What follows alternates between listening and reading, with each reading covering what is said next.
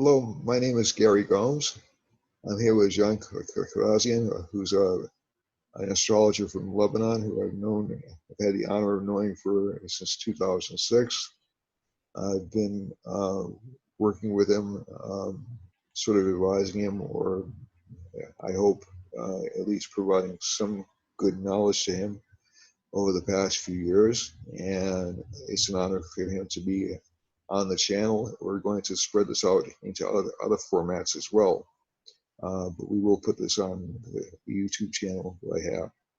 And Jean, I'd like to welcome you.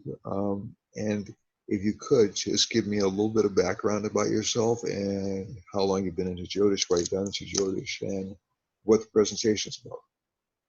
Thank you. First of all, I want to thank you. And I want, first of all, I want to thank you for accepting this meeting and for this interview. I'm really honored for this. When around 16 years ago, when I was in a spiritual group that used to do yoga, meditation, and this kind of stuff, we were introduced to Jyotish. And basically, this was a way so that we can know if we can change our destiny, if we can change our karma. So I started to learn it extensively, and I started to read people's charts, especially in my community. And I saw that people basically cannot change their karmas.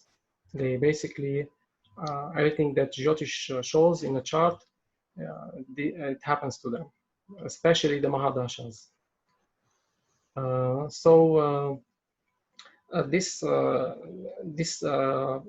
This left me in a kind of confusion that spiritual life will get you better or not.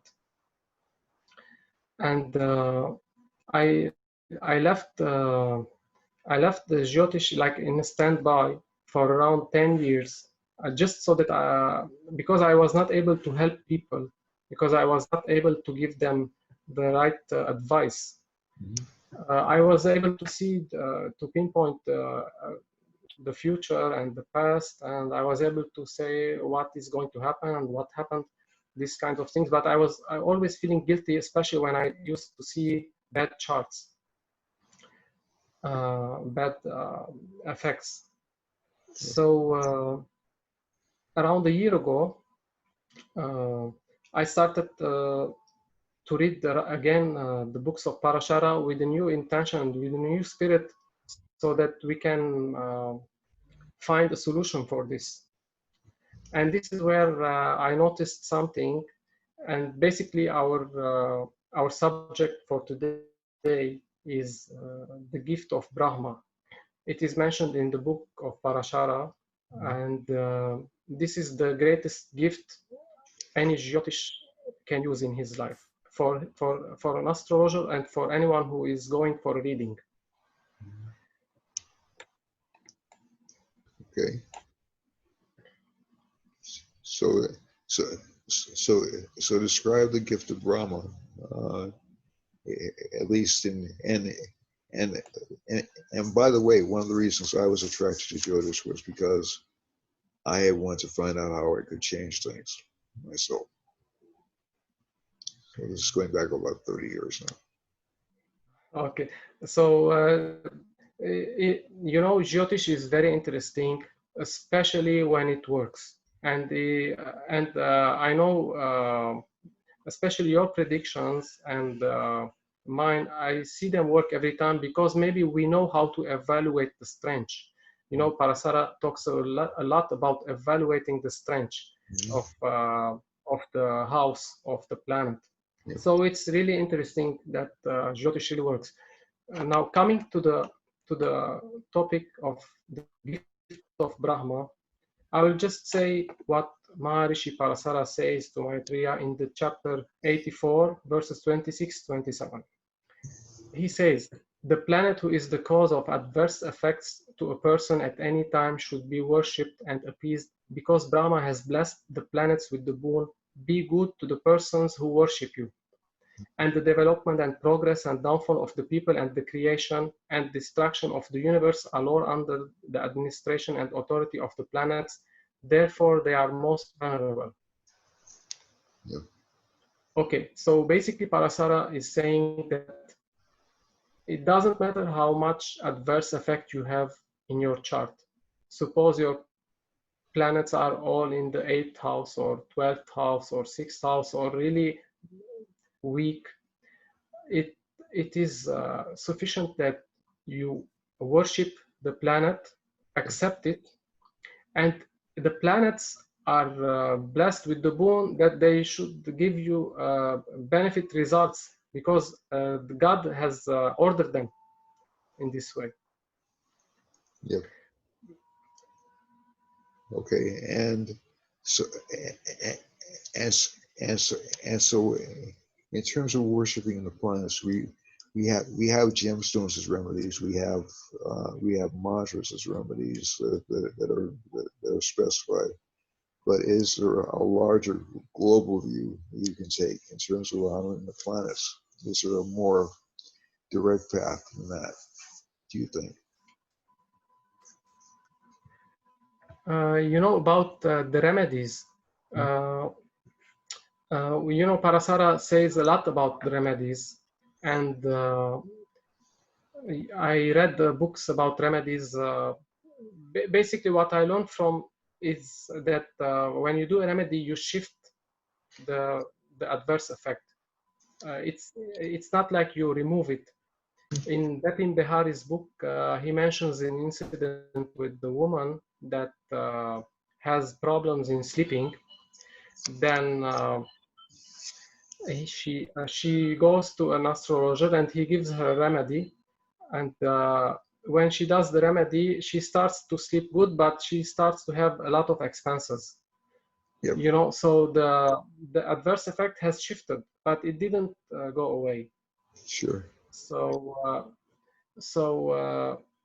the remedies do work. They really do work, and they give effects. And it's like you have a choice. You have a choice to play with the adverse effects. Sure. And I can tell you my experience. As a matter of fact, I had exactly the same experience in the case of the woman that you were the example you were using. I have a lot of planets in the 12th house, so and I don't feel really shy about saying the details about my chart. But basically, when I got stones for Saturn and Mercury, they did increase my knowledge base. There's no question about that. They also increased my expenses dramatically. So I think one of the things you have to keep in mind is when you're applying specific remedies, is they're going to not only accentuate the good things those planets do, they'll also they'll strengthen the planet. They'll essentially make the significations of the planet stronger. So every planet has good and bad significations. So if Mercury's in Virgo in my 12th house, it'll increase my knowledge, but it'll also increase my expenses because it's a 12th house Lord. So it doesn't necessarily. And there was one very important thing that I was taught to do when I first started using gemstones, and that was it was an astrologer from Canada. I cannot remember his name. It was an Indian man. That told me essentially what you should do, and I don't think a lot of people are told this. What you should do before you wear a gemstone is actually do a mantra, essentially worship the gemstone as a surrogate of the planet. And I think that information isn't common. I haven't heard it commonly shared by a lot of astrologers. And I don't think it's a big secret I have. It just makes sense to me because it's as you said, you worship the planet, so the planet won't harm you. I wasn't harmed by the planet. I just didn't have a lot of spare cash. You know, that was the main thing. So essentially, it did work to a certain extent. Um, it didn't make me rich, but it made me able to do things that I probably would not have been able to do otherwise. But I think there's also another perspective that you and I have spoken about, and that is the idea of your spiritual sadhana, your perspective on the world, actually helping to change your fate as well. Could you amplify on that? Yes. So basically, when we are on spiritual path, we look at different places in the world, and we try to learn from every culture.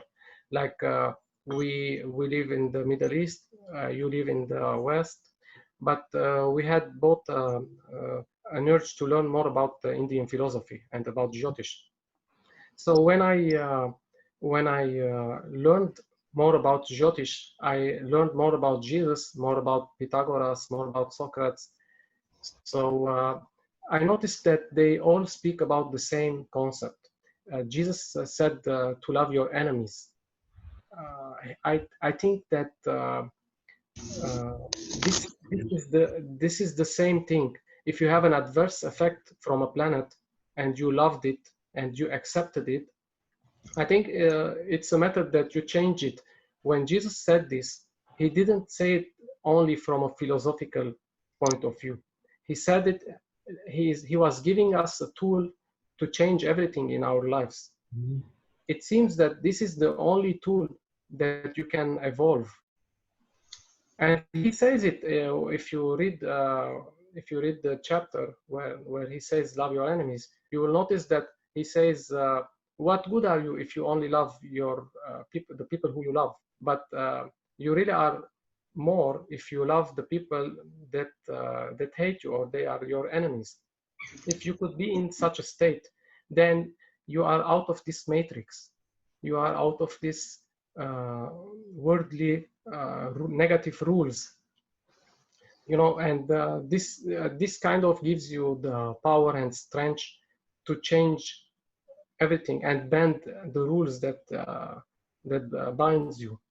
So basically, this tool that Parashara gave is a game changer for every Jyotish, Sure. and it's kind of backed with many other sages from different cultures of the world. Uh, from even Buddha said something similar to this, Sure. and Buddha said about conquering ourselves, about conquering our demons. Mm-hmm. So basically, the work we have is to love and to accept uh, the life and the situation we are in it. And I want to give an example about a country that that will make us understand more what I'm saying. In World War II, Germany did a horrible thing. Okay, but the German people were courageous enough that they accepted their mistakes and they loved who they are, and from that they progressed a lot in their life. And now Germany is one of the top countries in the world in industry Yeah. and in clean energy. So something very similar is something that I learned recently. Its name is Ho'oponopono. It's a prayer in the Hawaiian tradition that basically is about four things, four phrases. The first of them is to say sorry for everything that you have done, because you are the true responsible for every karmic event you have in your life.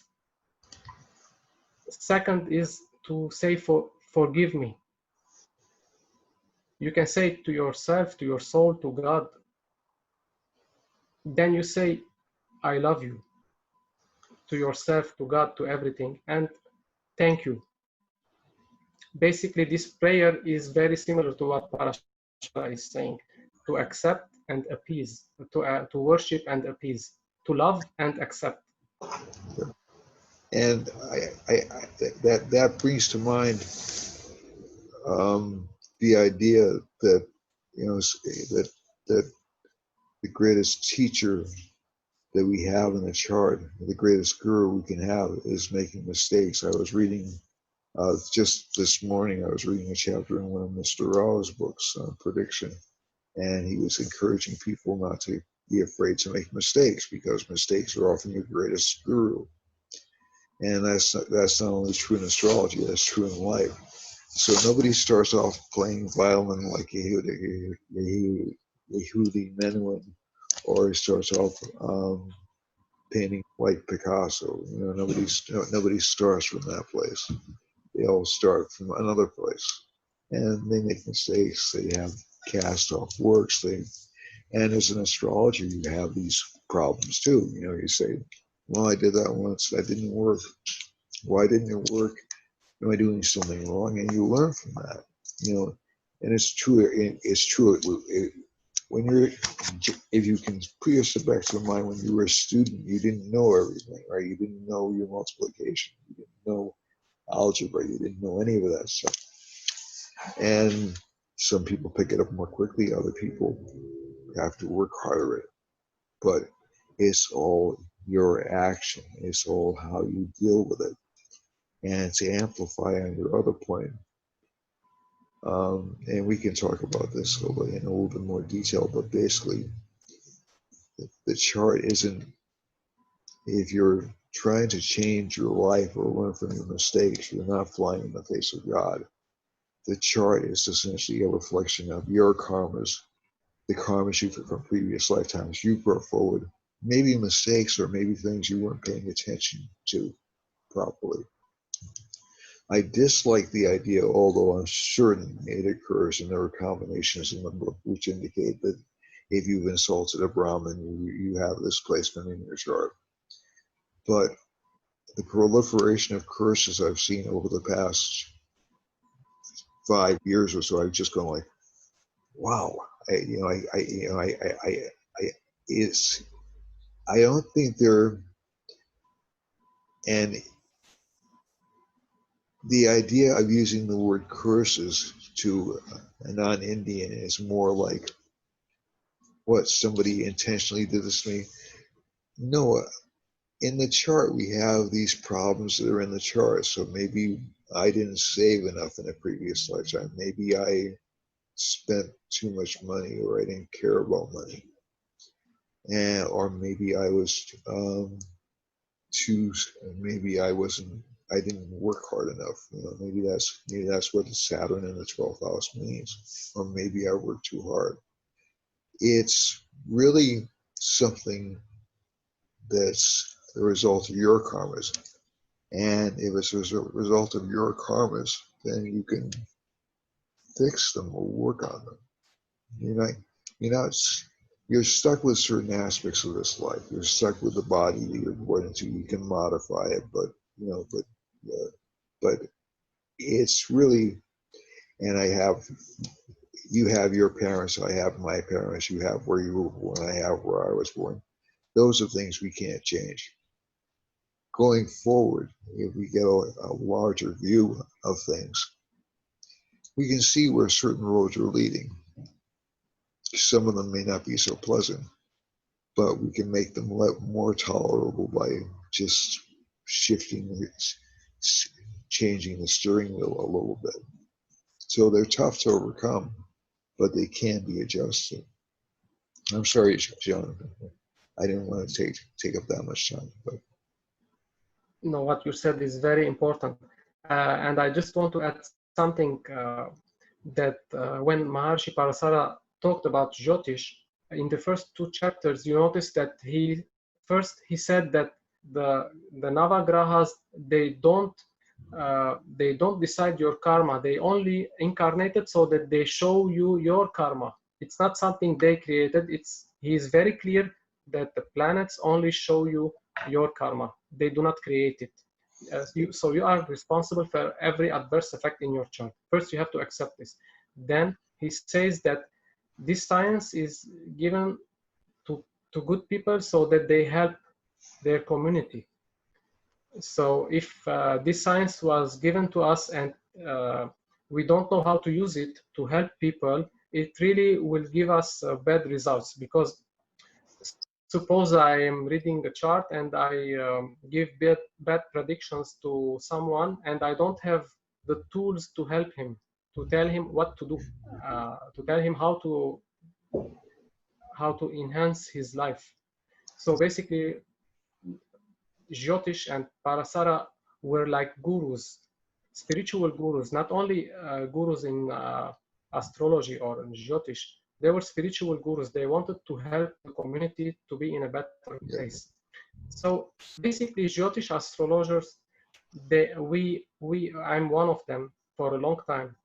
We tried to pinpoint events, but we were little we couldn't really help people. We couldn't really tell them how you can enhance your life. Yeah. So by these rules, by this what I called it, the gift of Brahma, I think we can have better results. And I wanted to add something that I learned a lot about Jyotish, and I predicted a lot, and they really work. The Jyotish really works in my life. In the people I predicted, I've seen events turning true after 10 years. So I think our next step is, when we see bad effects, we help someone, and if he really does these rules, the predictions shouldn't come true. I think then we can be a good Jyotish. Sure. And I think part of the idea of being a good astrologer is so. Let's say if I go into a doctor and he tells me I have a medical condition.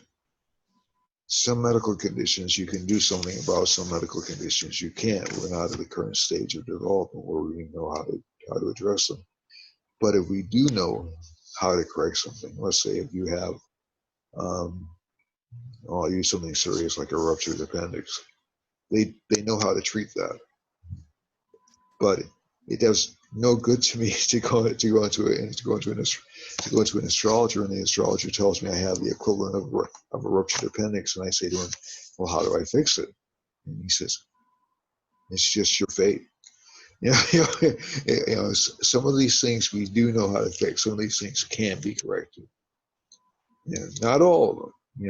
That's part of the prarabdha karma. That's part of the, and also the foundational karma, sanchita karma that we bring into this lifetime. But there are things that we can do which will actually avoid future unhappiness or even minimize it.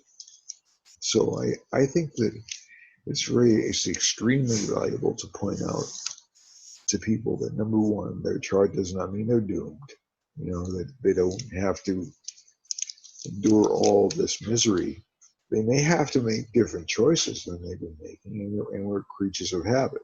So let's say if I'll use a serious illness like lung cancer. If I have lung cancer and they clear the cancer up and I still keep on smoking, I'm probably going to get lung cancer again. So again, it's those types of choices that the person has to make in his or her life that will either ameliorate the condition or make it worse. And the astrologer has, quote unquote, a responsibility to say to them, well, if you keep on picking this kind of a woman or man to marry, you're probably going to get divorced again, or you're probably going to get mistreated. However, if you pick another type of person who may not be as exciting to you, but might be a better match, then you'll probably have a happy life. you'll have a contented life. And who knows, you may be able to generate excitement over time. You know, there's nothing. So I think it's the counseling component in Jyotish is really important.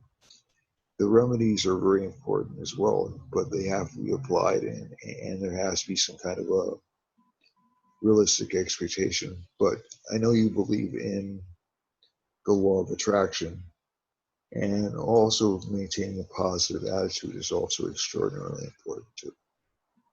Yeah. So I think that those kinds of things. So if we believe we're going to have major problems in this upcoming 7.5 year period of Saturn, you know what? We're going to have major problems in the 7.5 year period of Saturn. If we don't believe it, we may have problems, but they won't knock us out. Yeah. So if you add something to that, John, I don't want to. Okay, because you know, we are in a spiritual group and we are in a spiritual development. I noticed that there are there are two sources that governs the human being. First one, that we all, basically majority of the people, the majority of time we use it, it's fear. We basically do everything out of fear, because we need security, we need this, but there is something else, and it's love. When you use love, you will break all the patterns you are used to do. So if you use love, the unconditional love, then you will be out of this natural pattern that you used yourself into it. Yeah. And I think that's very true. If you give without the expectation of getting anything in return, if you're positive without expecting a reward for it, as a matter of fact, that's really an old Christian teaching too. I was taught by Jesuits in high school, and they were saying the same thing. And I'm not Catholic. I was Episcopalian, so I was like the only Protestant in the school. But basically this is a part of it. This is a part almost of every religion's teachings. Essentially, you do charity, and you don't expect anything in return, and you do it with a good heart. You know, you don't do it with, well, I better help this person out, or else God's going to hate me. You know, it's really, you're helping yourself when you do that, actually. Yes. So we're getting close to wrapping up. Do you have any final thoughts about this topic? And we can certainly explore this more in future exchanges. Yes, I think for today we covered the most part of this, and I wish that this gift of Brahma benefit the people, and especially the in Jyotish community.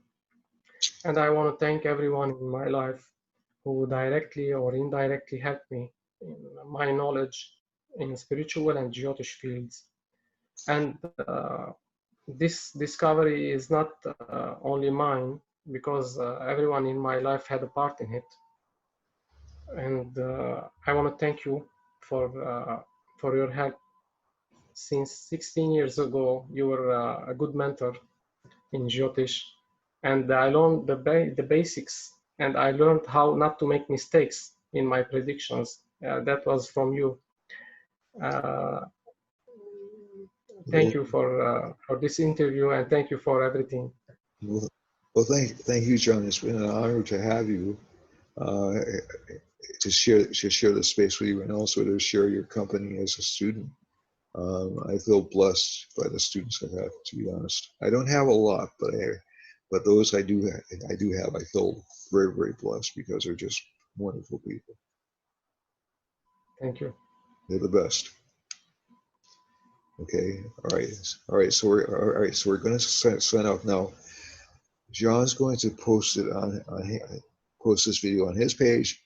I'm going to post it on my page, and hopefully we can get a conversation going with the rest of the Jyotish community about this, because it is a big topic, and I have seen a lot of people, and I respect their opinion, that essentially this is your dharma, you have to map it out. But I don't think God gave us brains so we couldn't use them.